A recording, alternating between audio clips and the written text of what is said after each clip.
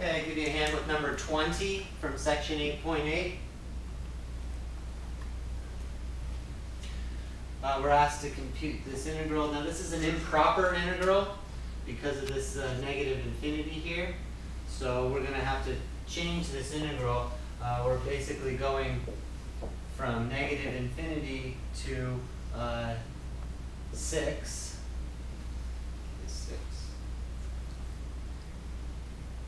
Yeah. So we're going to 6, and since this isn't a number, and our calculus tells us that we can deal with numbers, so what we're going to do is we're going to make that a t, and then eventually we'll let t run off to negative infinity. So we'll just change this integral to the limit as t goes to negative infinity of t to 6 r e to the r over 3 dr. All right. So what I'm going to do here is we're going to do integration by parts, and integration by parts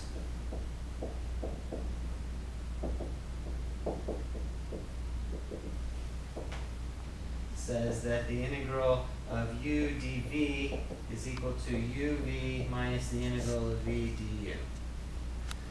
So let's do that here. We need to pick something to be u and pick something to be dv. I would really like to pick this r here to be u.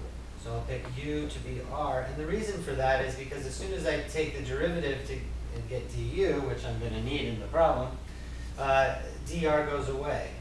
Or r goes away and becomes dr. So that improved the situation. So that's a good choice for u. And then dv, I'm going to pick to be e to the r over 3. And so the antiderivative of that is e to the r over 3. And that's close. Now if you were to take the derivative of this, to try to get back to that, right, this is supposed to be the antiderivative, the derivative of this would have a 1/3 out in front. And I don't want that to be there because I want it to be the antiderivative of this. So what do? I put a 3 in front. And now if you check, the antiderivative of this guy is this. If I take the derivative here, I get exactly that. So we're okay there. According to my integration by parts formula, this is going to be the limit as t goes to negative infinity of uv, which is 3r e to the r over 3, minus the integral of v du, which is 3 e to the r over 3 dr. And what's nice is we just computed this integral and we found it to be that, so we can immediately do this. So limit as t goes to negative infinity. This part right here that I partially integrated from the integration by parts, that has to be done from t to 6, and this is from t to 6. So now when I make the next step, I have 3r e to the r over 3 minus the antiderivative of e to the r over 3 is this. So I get minus 9 e to the r over 3, and all of that is going to be evaluated from t to 6. So what does that give me? When I plug in 6, I get 18 e squared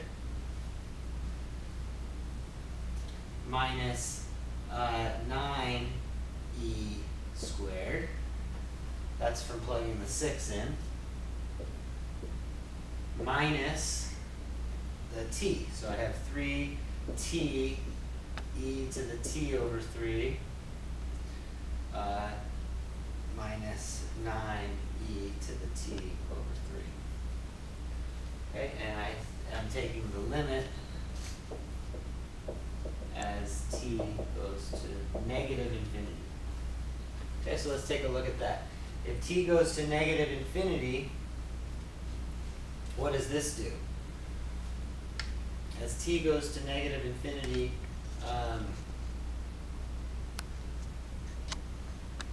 this goes to 0.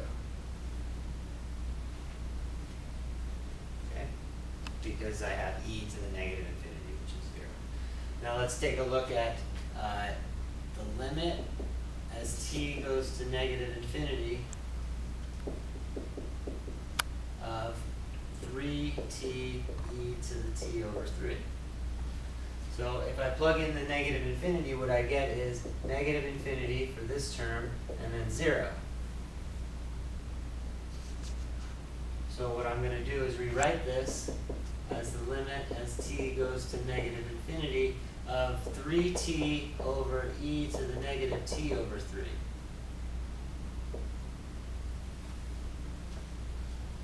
Now I do L'Hopital's rule because this is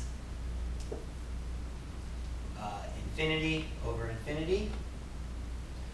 I get limit as t goes to negative infinity of 3 over negative 1/3 e to the negative t over 3. And this goes to 0. Okay, so this part here goes to 0, this goes to 0. And so the final answer is 9e squared as the definite integral here. And so what we say is that this converges. It converges to 9e squared.